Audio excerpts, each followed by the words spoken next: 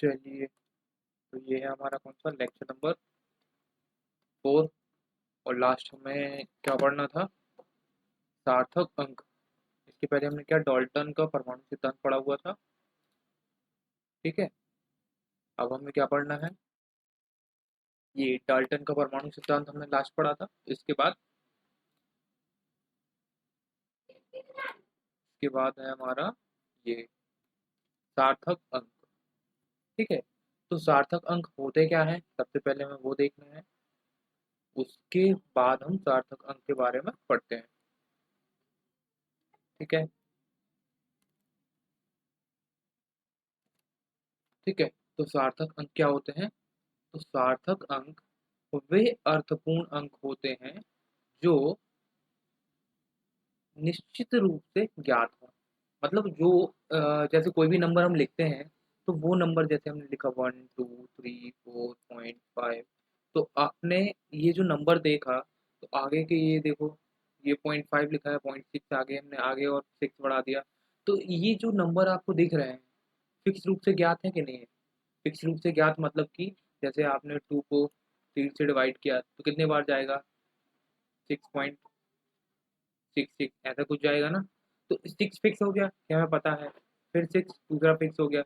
लेकिन तीसरे 6 के बाद और भी नंबर आने वाले हैं ना, क्योंकि कंटिन्यू डिवाइड होता जाएगा। तो आगे के जो 2 हुए, ये तो निश्चित हुए कि नहीं हुए? तो यही निश्चित बोल रहे हैं वो, कि वे अर्थपूर्ण अंक होते हैं जो निश्चित रूप से ज्ञात हों। अनिश्चितता को व्यक्त करने के लिए पहले निश्चित अंक लिखे जाते हैं और फिर अनिश्चित अंक लिखे जाते हैं। जैसे हम 2.34 लिखें, तो 2.34 यदि हमने लिखा, तो आगे का 2 और 3, ये दो नंबर जो दिख रहे हैं ना, ये निश्चित हुए। उसके बाद 4 है, तो हो सकता है किसी ने किसी नंबर से डिवाइड किया हो, और आगे नेक्स्ट जो नंबर आया लास्ट में 4 आया। हो सकता है 4 के बाद और भी कुछ आ रहा हो, लिखा नहीं है, बस छोड़ दिया अप्रोक्सीमेशन के लिए। तो 4 हमारा निश्चित नहीं है ना, तो यही अनिश्चित कहलाता है। ठीक है, तो निश्चित अंक लिखे जाते हैं, फिर अनिश्चित अंक आएगा। अनिश्चित अंक आया, फिर और क्या है? अनिश्चित अंक को अंतिम अंक के रूप में लिखा जाता है। अंतिम अंक लिखा ना हमने, अंतिम अंक क्या है? अनिश्चित होगा। ठीक है, तो अनिश्चित अंक को अंतिम अंक के रूप में लिखा जाता है। ठीक है, आगे बढ़े। अब देखना है हमें क्या? सार्थक अंक को लिखने का तरीका, कि लिखते क्या है, कैसे पहचानेंगे कि कौन सा अंक सार्थक है, कौन सा नहीं है। तो फर्स्ट पॉइंट क्या है? सभी गैर शून्य अंक सार्थक होते हैं। सभी गैर शून्य अंक सार्थक होते हैं। कोई भी नंबर लिखा हुआ है, उसमें यदि शून्य नहीं है, 2 3 4 5 6, तो ये जितने भी नंबर लिखे हुए हैं क्या है? सार्थक होंगे। यदि इसमें जीरो नहीं है आगे पीछे, तो ये क्या होगा हमारा? सार्थक अंक होगा। ठीक है, आगे बढ़े। नेक्स्ट क्या बोल रहे हैं? प्रथम गैर शून्य अंक से पहले आने वाले शून्य सार्थक होते हैं। प्रथम गैर शून्य अंक से पहले आने वाले जो शून्य होते हैं, वो क्या होते हैं? सार्थक नहीं होते हैं। प्रथम गैर शून्य अंक से पहले आने वाले शून्य सार्थक नहीं होते हैं। इसका मतलब क्या हुआ? जैसे ये नंबर लिखा हुआ है 0.00, ठीक है, 52। तो इसमें प्रथम जो गैर शून्य अंक है वो कौन सा दिख रहा है आपको? लेफ्ट से राइट आओ, तो पहला कौन सा मिला हमें? 5 मिला, तो हम 5 पर आकर रुक गए। अब 5 से पहले जितने भी जीरो थे, वो क्या होंगे? सार्थक नहीं होंगे। समझ रहे हो? तो सार्थक नहीं होंगे। अब इसमें सार्थक अंक पूछे जाए तो कौन सा दिख रहा है? तो सार्थक अंक दिख रहे हैं ना, मतलब 0.0052। तो लास्ट के ये जो 2 डिजिट रहे, ये हमारे क्या रहे? लास्ट के 2, 0.52, 0.52, मतलब 0.52 नहीं, 0.0052। तो जो हमारे आगे आगे जो 2 ज़ीरो थे, मतलब 2 क्या 3 ज़ीरो थे, ये सार्थक नहीं होंगे। बाकी जो 2 अंक हैं, जो जो कि गैर शून्य हैं, तो ये हमारे क्या होंगे? क्या होंगे? सार्थक होंगे। ठीक है। आगे बढ़ते हैं। ये चीज समझ आई? तो क्या बोला इन्हें, प्रथम गैर शून्य अंक से पहले आने वाले शून्य क्या कहलाएंगे? प्रथम गैर शून्य अंक से पहले आने वाले जो शून्य होंगे वो सार्थक नहीं होंगे। ठीक है। नेक्स्ट, थर्ड, दो गैर शून्य अंकों के मध्य स्थित शून्य सार्थक होते हैं। उदाहरण ये दिख रहा है आपको, 2.005 लिखा हुआ है, तो बीच में आया ना ये जीरो, तो जो जीरो बीच में आ रहे हैं, जो ये बोले कि दो सार्थक अंकों के बीच आने वाले जो शून्य होंगे वो क्या होंगे? सार्थक होंगे। ठीक है। लेकिन यदि यहाँ पर लगा दें हम तो ये सार्थक नहीं होंगे। ठीक है। आगे बढ़े। फोर्थ, किसी अंक की दाईं ओर या अंत में आने वाले शून्य सार्थक होते हैं, परंतु उनके लिए यह शर्त है कि वे दशमलव की दाईं ओर स्थित हों। देख रहा है एग्जाम्पल? एग्जाम्पल हम क्या देखें, 2.00 लिखा हुआ है, तो इसमें ये वाले जो जीरो हैं सार्थक हैं। सार्थक क्यों है? क्योंकि ये एक निश्चितता दर्शा रहे हैं। क्या निश्चितता दर्शा रहे हैं? कि टू किसी भी संख्या में हमने जैसे मान लो 4 में 2 से डिवाइड किया तो क्या आएगा? 2 आएगा। अब 2 अकेला लिखें तो सार्थक में थोड़ी सी निश्चितता कम थी। अब हमने लिख दिया 2.0।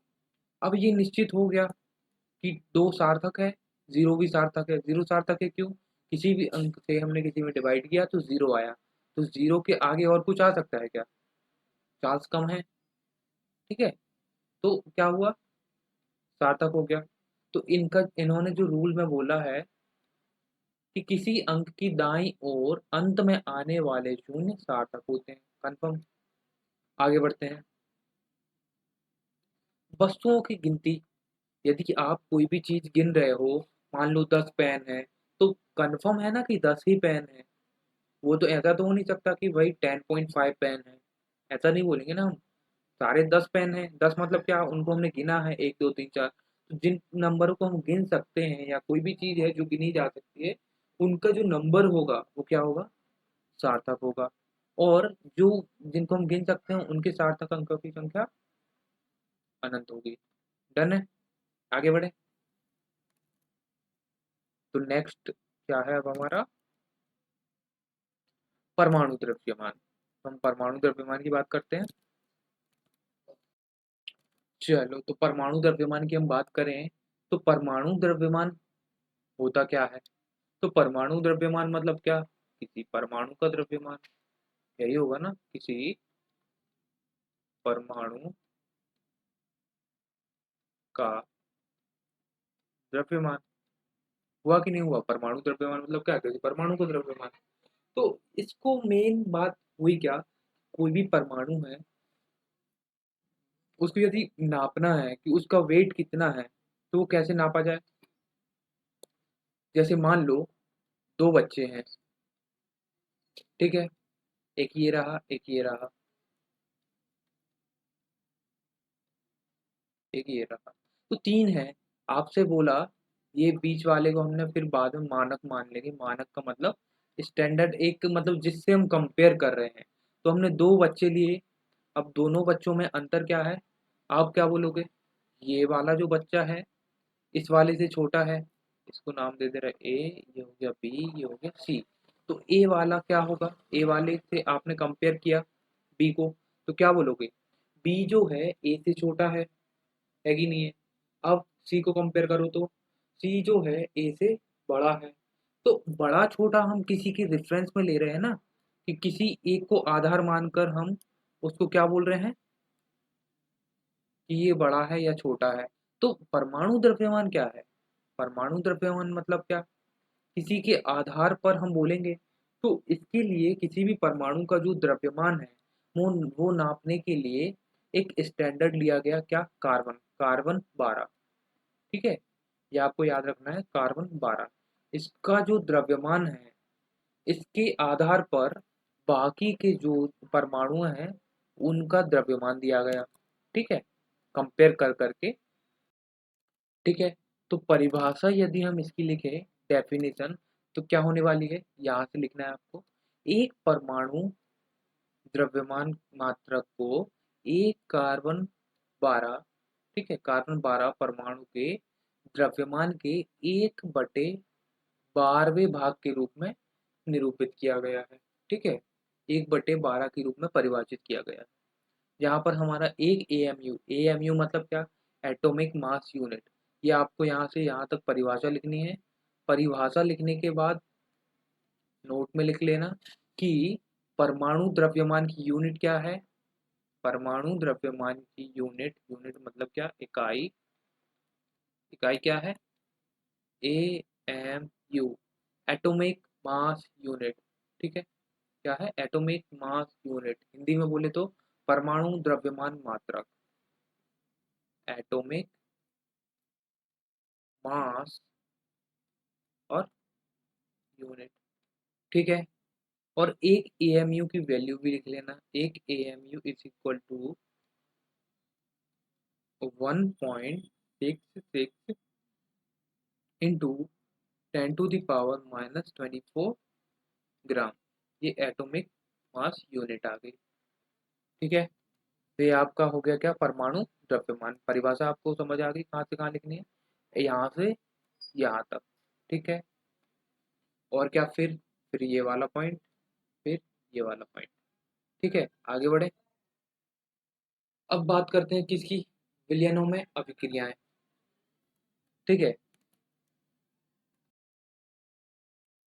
चलो तो नेक्स्ट हमारा टॉपिक है क्या, विलयनों में अभिक्रियाएं। विलयनों में अभिक्रियाएं मतलब क्या, आप कभी भी प्रयोगशाला में जब भी हम रहते हैं, तो जो भी हम प्रैक्टिकल कर रहे होते हैं, तो वहां पर हमारे पास होता क्या है, विलयन ही होते हैं ना।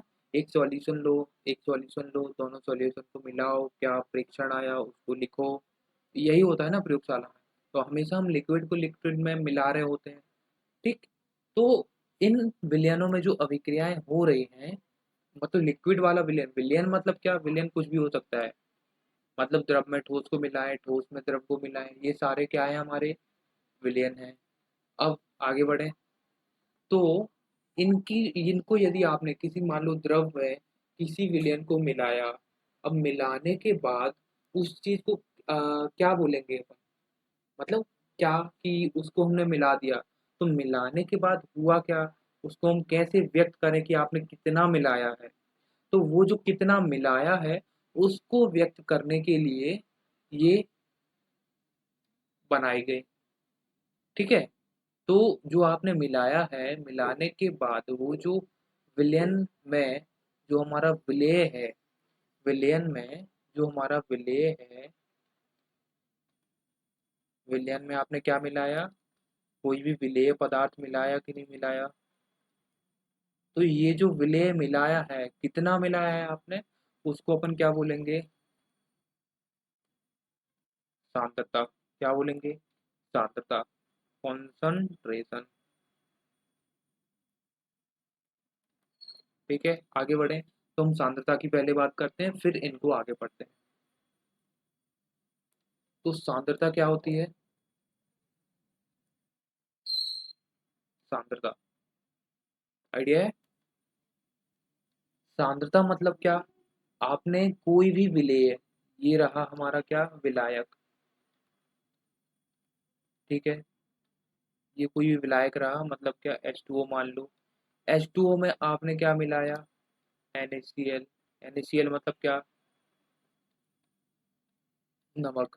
ठीक है, आपने NaCl को किस में मिलाया, पानी में मिला दिया। ठीक है, अब पानी में मिल गया, तो क्या बनेगा हमारा, विलयन बनेगा। अब आपसे पूछा जाए कि इस विलयन में NaCl कितना घुला हुआ है, तो क्या बोलोगे आप, ग्राम में बताओगे, बताओगे कि नहीं बताओगे, क्या ml में बताओगे कि नमक हमने इतना डाला है, ये तो विलयन को सीधा नाम दिया गया उसमें, जो सांद्रता बोली जाती है ना, सांद्रता मतलब क्या, कि पहले से कोई भी विलेय विलायक में मिला हुआ है, तो उसका एक पर्टिकुलर सिंपल नाम दे देते हैं।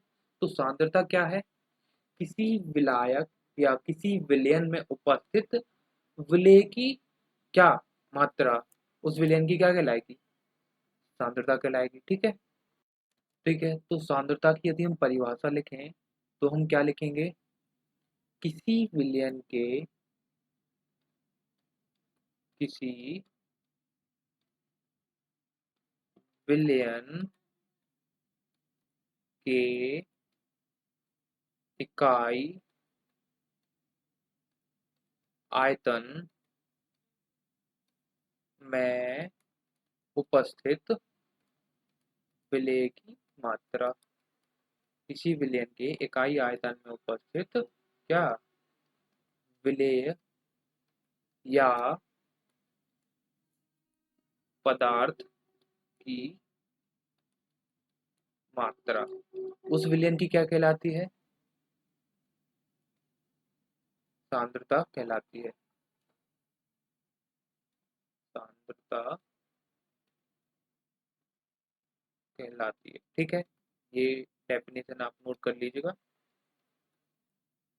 बढ़े आगे। सांद्रता समझ आई।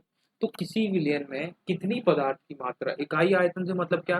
जैसे ये कोई विलयन था, इकाई आयतन मतलब हमने ये ले लिया इसका छोटा सा ब्लॉक, जिसकी लंबाई चौड़ाई और ऊंचाई, आइस क्यूब देखा है ना, बर्फ का टुकड़ा, बस उसी साइज का एक इतना हमने इसमें से पानी निकाला।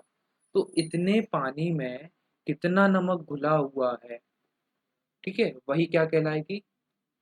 उस विलयन की सांद्रता कहलाएगी। ठीक है, क्योंकि आप कहीं भी उतना ही ब्लॉक निकालोगे तो उतना ही पदार्थ घुला होगा उसमें। ठीक है, हर जगह। ये चीज समझ आई।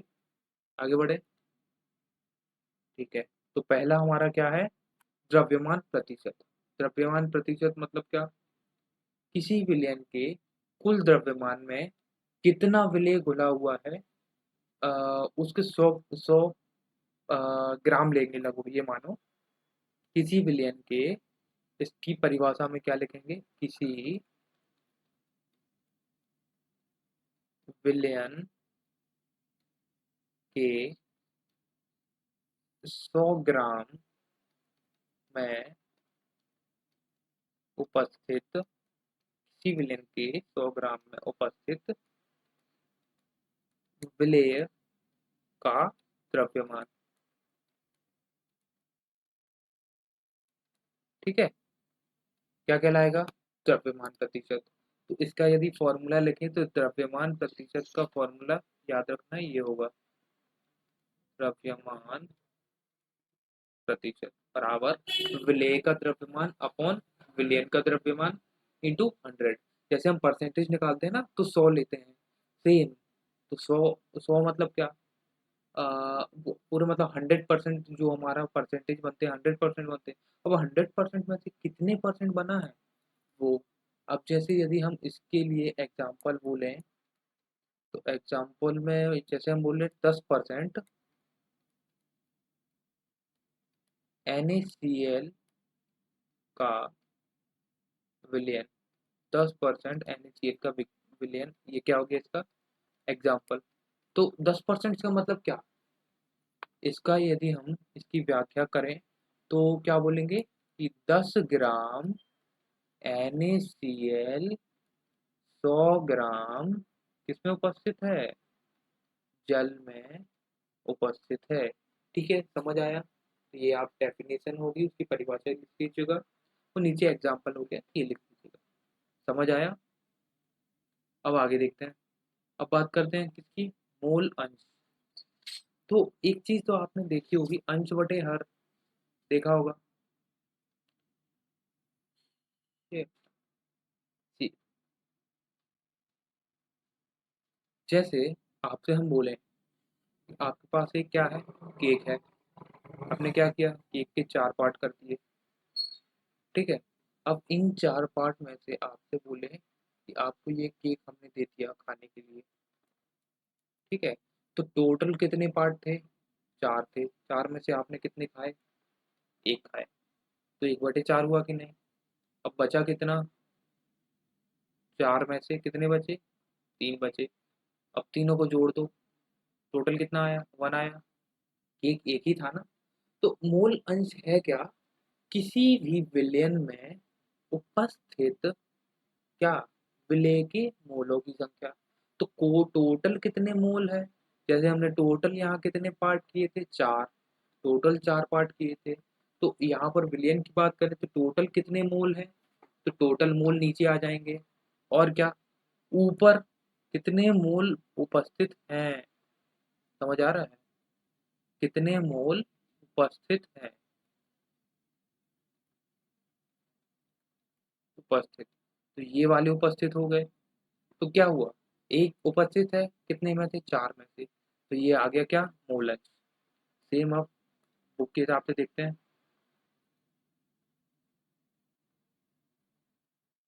ये चीज समझ आ गई होगी, इसको मिटाते नहीं अभी, आप लोग देख लीजिएगा।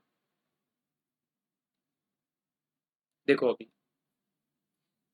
किसी विशेष घटक के मोलों की संख्या और विलयन के कुल मोलों की संख्या के अनुपात को, विशेष घटक कुछ नहीं, इसको हटा दो, किसी घटक को अवयव कर लेना, अवयव,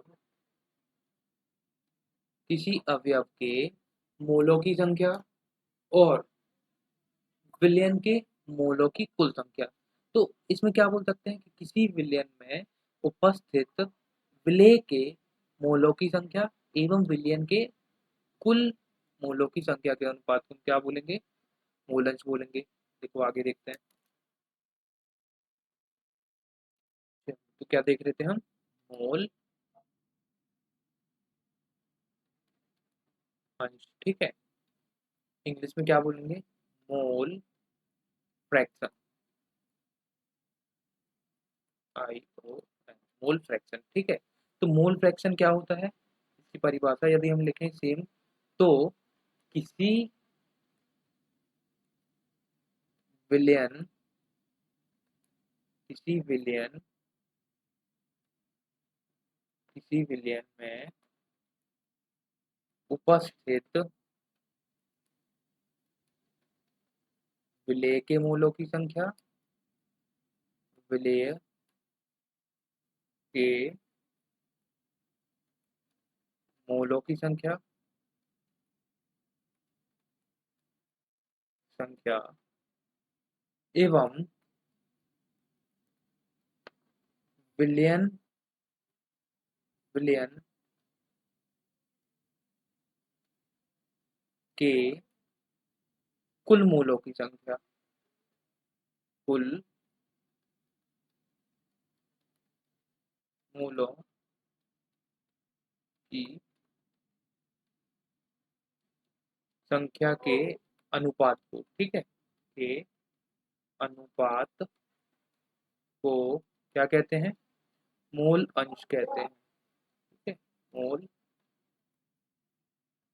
मोल अंश कहते हैं, ठीक है। आगे बढ़े, कहते, आगे देखो,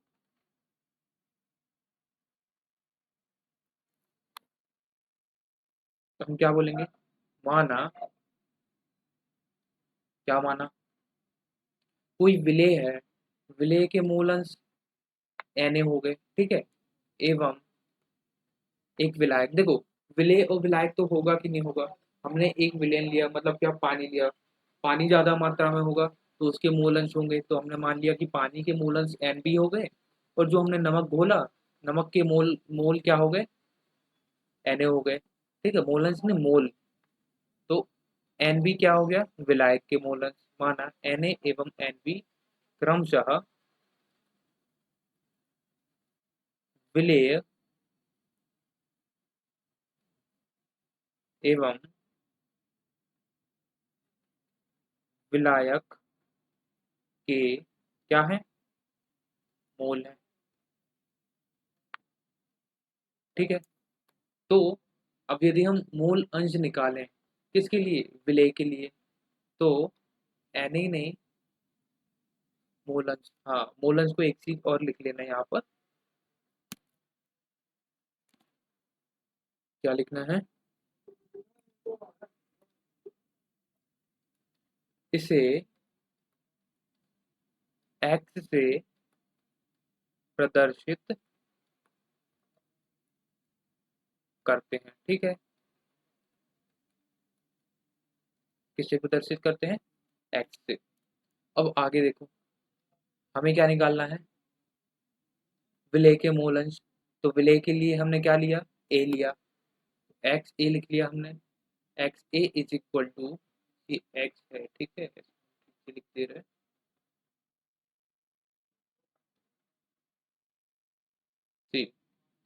एक्स ए, एक्स ए चाहिए हमें।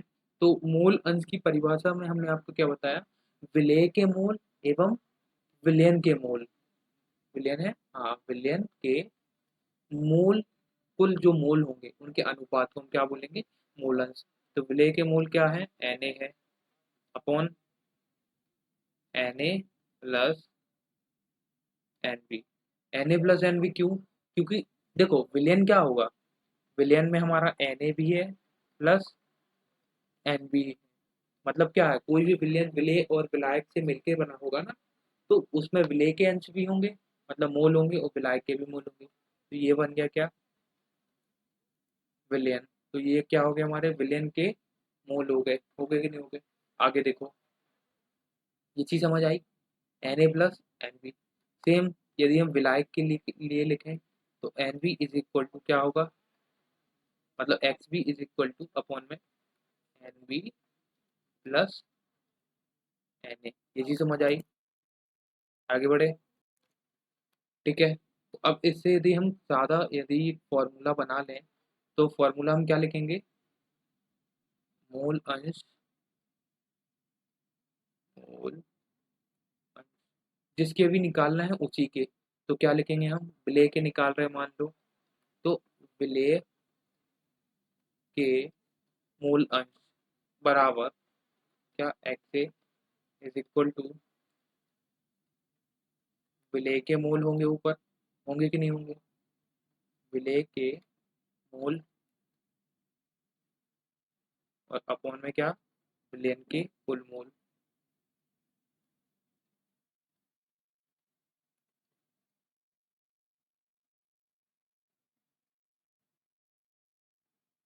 ठीक है, अब इनकी यही हम वैल्यू रख देंगे तो क्या आ जाएगा, N A upon N A plus N B, हो गया ना। तो ये आपका हो गया क्या, मोलंश हो गया। अब इसके बाद नेक्स्ट क्या है, मोलरता होगी, नहीं है। चलो ये क्वेश्चन है हमारे पास, क्वेश्चन देखो एक बार, क्या बोल रहा है, किसी पदार्थ ए के 2 ग्राम को 18 ग्राम जल में मिलाकर 1 विलियन प्राप्त किया गया। तो विलेय ए का द्रव्यमान प्रतिशत निकालना है, क्या निकालना है, द्रव्यमान प्रतिशत, ठीक है। तो देखो, हमें क्या दिया है, किसी पदार्थ ए के 2 ग्राम को 18 ग्राम जल में मिलाया गया है। तो सीधा सा दिख रहा है हमें, विलेय कितना है, विलेय की मात्रा, किसी पदार्थ ए के 2 ग्राम को, तो विलेय की मात्रा, विलेय क्या है हमारा, ए है ना विलेय, ए की मात्रा कितनी है, 2 ग्राम। विलायक की मात्रा, विलायक 18 ग्राम जल में मिलाकर 1 विलियन प्राप्त किया जाता है। तो विलायक की मात्रा होगी कि नहीं, तो विलायक की मात्रा क्या होगी हमारी, 18 ग्राम, होगी कि नहीं होगी। तो आगे अब क्या करना है, इन्होंने क्या बोला है, विलेय ए का द्रव्यमान प्रतिशत निकालना है।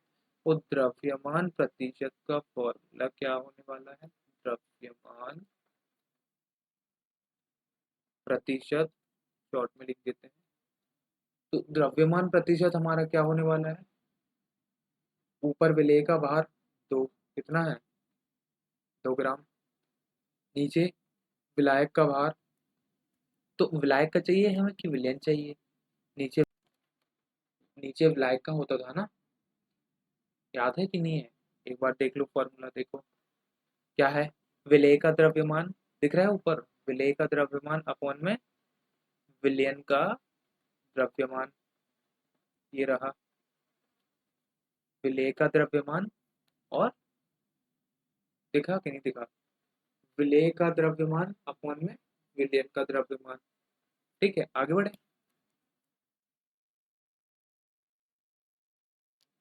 ठीक, तो नीचे हमारा क्या आने वाला है? क्या आने वाला है? विलयन का द्रव्यमान। तो विलयन कैसे बनता है हमारा? यहाँ पर देखो, लिख ले रहे, विलयन का द्रव्यमान। तो विलयन का द्रव्यमान यदि हम लिखें तो क्या लिखेंगे? विलेय की मात्रा प्लस विलायक की मात्रा। 2 प्लस 18 कितना आया? 20 ग्राम। अपॉन में कितना आ जाएगा? 20 ग्राम इंटू 100। फॉर्मूला लिख दें, देखो, विलेय का द्रव्यमान अपॉन में विलयन का द्रव्यमान। द्रव्यमान या भार, ठीक है, द्रव्यमान। आगे बढ़े। अब देखो क्या हो रहा है, 0 से 0 कट जाएगा, कटेगा कि नहीं? 0 से 0 उड़ा, 2 से 2 उड़ गया, कितना आया? 10%। 10% मतलब क्या? 10% का मतलब यदि हम बोलें तो क्या बोलेंगे कि जो ए जो है 10 ग्राम 100 ग्राम में घुला हुआ है, यही बोलेंगे। तो ये द्रव्यमान प्रतिशत है। ये हमारा क्या हो गया आंसर। आगे बढ़े। अब बात करते हैं इसकी मोलरता की। इसको स्टार लगा लेना बड़ा सा, जितना बड़ा लगा पाओ उतना बड़ा आपको क्या लगाना है? स्टार। बहुत इंपॉर्टेंट है, आपको अभी भी काम आने वाली है, और कब? 12th में भी काम आने वाली है। ठीक है, और ये परिभाषा सबसे ज़्यादा स्टूडेंट भूलते हैं, तो इसको आपको याद रखनी है। क्या? देखो यहाँ पर इनने लिख के भी दिया है, यह सबसे अधिक प्रयुक्त मात्रक है। ठीक है, सबसे अधिक क्या है? प्रयुक्त मात्रक है। अब परिभाषा बोले तो किसी विलयन के 1 लीटर या 1000 ml में उपस्थित विलेय के मोलों की संख्या को उस विलयन की क्या कहते हैं? मोलरता कहते हैं। देखो इसमें दी है, क्या दी है? यह किसी विलेय की 1 लीटर विलयन में उपस्थित मोलों की संख्या होती है। ये भी सही है। थोड़ा सा और इसको बड़ा करना है तो क्या कर सकते हैं हम? किसी विलयन के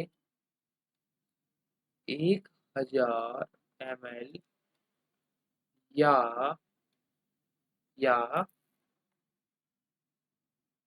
1 लीटर में उपस्थित विलेय के मूलों की संख्या उस विलयन की क्या कहलाती है? उस विलयन की मोलरता कहलाती है। ठीक है, मोलरता कहलाती है। ठीक है, ये यहाँ से आप परिभाषा लिख लोगे। अब उसके बाद और क्या लिखना है? एक चीज जो ऊपर दिख रही है आपको, इसे से एम से प्रदर्शित करते हैं, कैपिटल एम। ठीक है, इसे कैपिटल एम से प्रदर्शित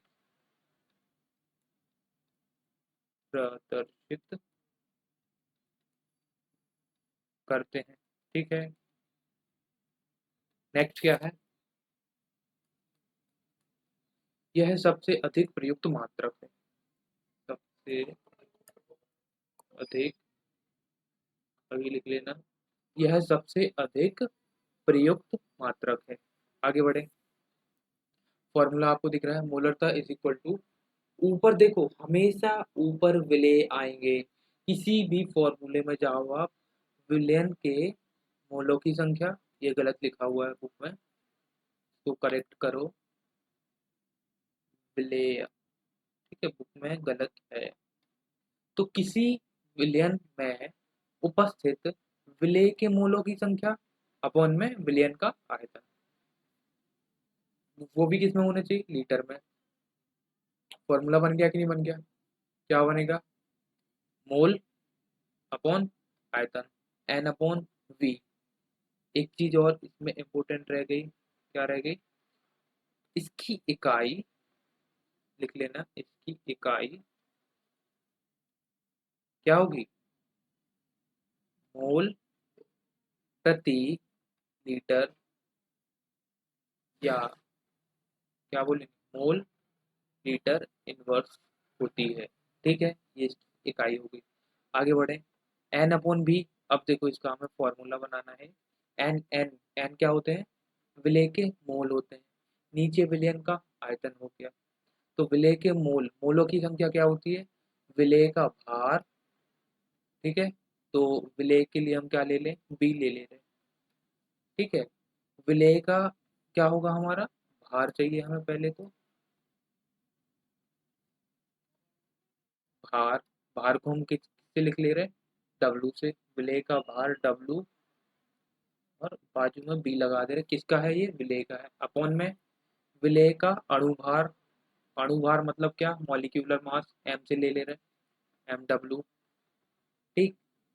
ये हो गया क्या, हमारी मोलों की संख्या हो गई, अपॉन में क्या है, आयतन है, तो आयतन कहाँ आ जाएगा, इंटू में आ जाएगा, कितना, वी। अब चूंकि आयतन जो है हमें हमेशा लीटर में लेना है, तो इंटू 1000 कर देंगे, तो फॉर्मूला क्या बनेगा हमारा, डब्ल्यू वी इंटू 1000 अपॉन में एम डब्ल्यू इंटू आयतन। अब जो आयतन है ये एम एल में रहेगा, ठीक है। ये आपकी आ गई क्या, मोलरता, क्या आ गई, मोलरता। आगे बढ़ते हैं,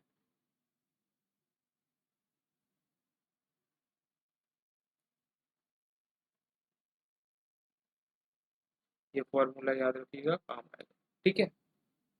आगे बढ़ते हैं, नेक्स्ट क्या है, मोललता। तो इसकी परिभाषा जो है ना, सेम ही रहने वाली है, तो आपको क्या करना है, एकदम सेम लिखनी है, बस 1000 जो एम एल लिखा है ना, एम एल और लीटर को हटा के क्या लिख देना है, एम एल और लीटर को हटा के आपको लिख देना है क्या, एम एल की जगह पे कर देना है क्या, ग्राम, और लीटर की जगह पे कर देना है किलोग्राम। तो इसकी परिभाषा हम क्या बोले, किसी विलयन के 1000 ग्राम या 1 किलोग्राम में उपस्थित विलेय के मोलों की संख्या उस विलयन की मोललता कहलाती है। इसे स्मॉल एम से शो करते हैं, ठीक है, स्मॉल एम। और इसकी इकाई, इकाई क्या होगी, इकाई पूछी जाती है ऑब्जेक्टिव में, ठीक है। तो इसकी इकाई क्या होती है, मोल प्रति किलोग्राम, या क्या लिख सकते हैं, मोल किलोग्राम इनवर्स, ठीक है। याद रहेगी, याद ना भी रहे तो याद रखना है, ठीक है। स्टार लगा देते हैं हम, ठीक है। आगे बढ़े,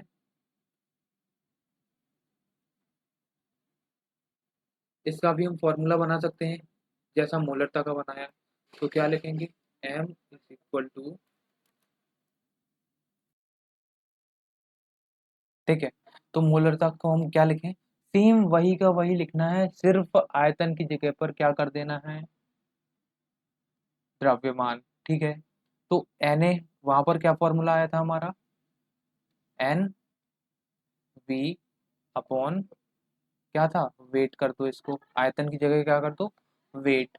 अब एन वी को हम क्या लिख सकते हैं, भार बटे अणुभार। तो विलेय के लिए हमने डब्ल्यू ले लिया, तो यहाँ देखो डब्ल्यू आ गया ना, भार आ गया, तो यहाँ हम विलायक के लिए ए ले ले रहे हैं, ठीक है। ए मतलब क्या, विलायक,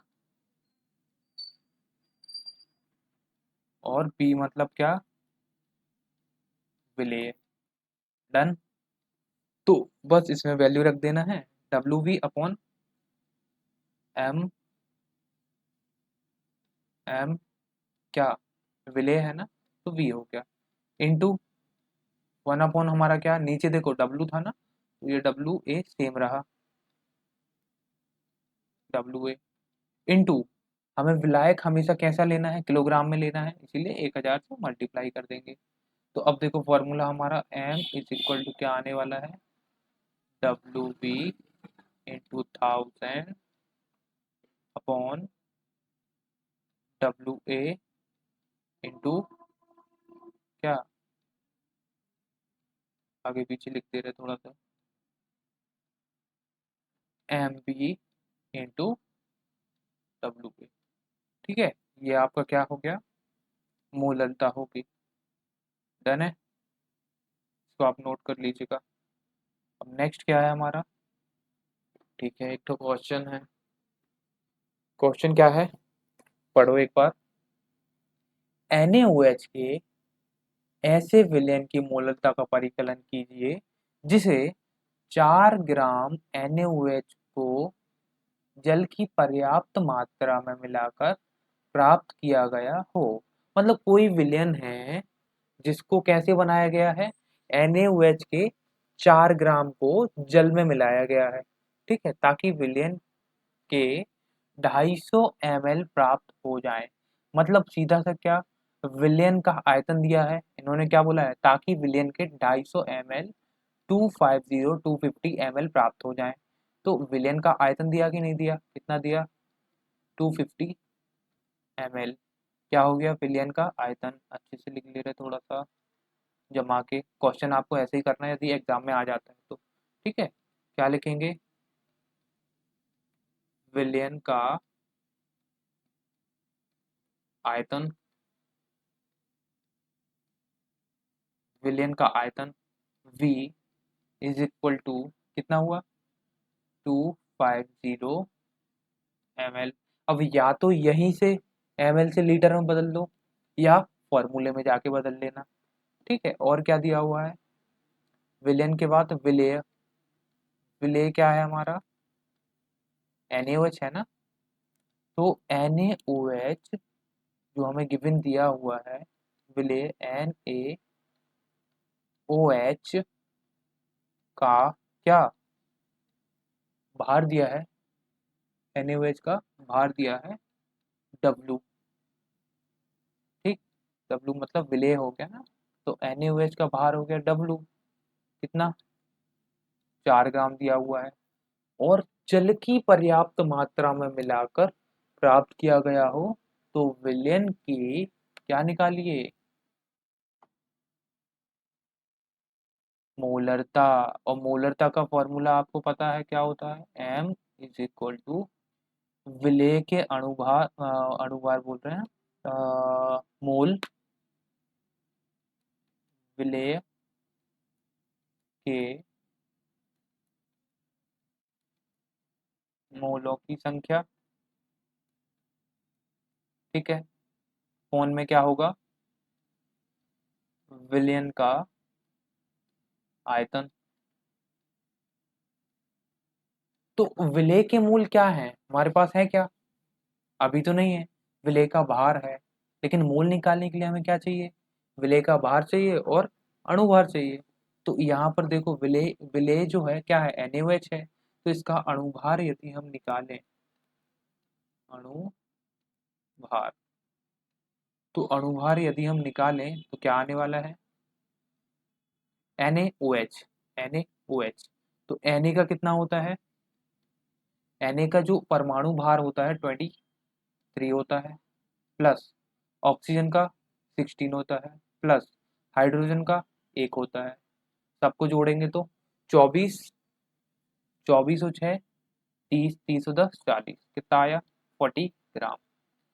अब 40 ग्राम आया अणुभार, और ग्राम में आया क्या, भार जो दिया हुआ है। तो मोलों की संख्या क्या होती है, भार बटे अणुभार। तो मोलों की संख्या आ जाएगी, इस फॉर्मूले में रख देंगे।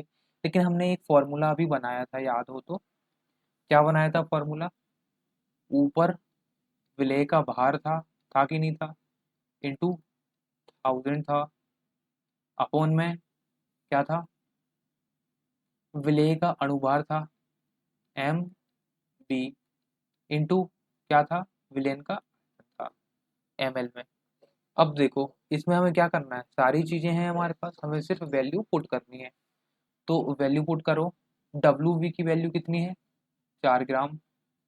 ठीक है, डब्ल्यू कितना है हमारा, 4 ग्राम, 4 रख दिया, इंटू 1000, 1000 हो गया, अपॉन में एम डब्ल्यू हमने अभी निकाला कि नहीं निकाला, ये रहा 40 ग्राम, इंटू आयतन कितना है, 250 ml दिया हुआ है। अब यहाँ पर जो 250 ml, इसको लीटर में हमने बदलना है। तो देखो पहले से 1000 का मल्टीप्लाई है कि नहीं है, तो यहाँ पर जो विलयन का आयतन है ये हमेशा किस में रहेगा, ml में रहेगा, यदि ऑलरेडी 1000 का मल्टीप्लाई कर दिया है तो। अब इसको काट दो, ये देखो 1000 कितने बार में कट गया, 4 बार में, 250 चौके हो जाएगा हमारा क्या, 1000।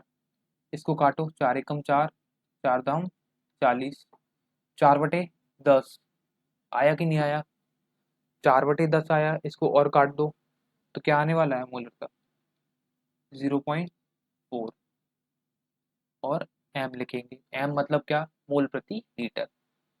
इसको क्या लिख सकते हैं, 0.4 m, या 0.4 मोल प्रति लीटर। डन है, समझ में आया। इस क्वेश्चन को करके देख लीजिएगा, ठीक है। आगे बढ़े, आगे है हमारा स्टाइकियोमेट्री। ठीक है, स्टाइकियोमेट्री, इसको एक बार आप पढ़िएगा। इसको हम करते हैं क्या, नेक्स्ट लेक्चर में, ठीक है। बढ़े आगे, मिलते हैं नेक्स्ट लेक्चर में, ठीक है। तब तक आप इसको एक बार पढ़ लीजिएगा, और फिर नेक्स्ट लेक्चर में इसको कंप्लीट कर लेंगे।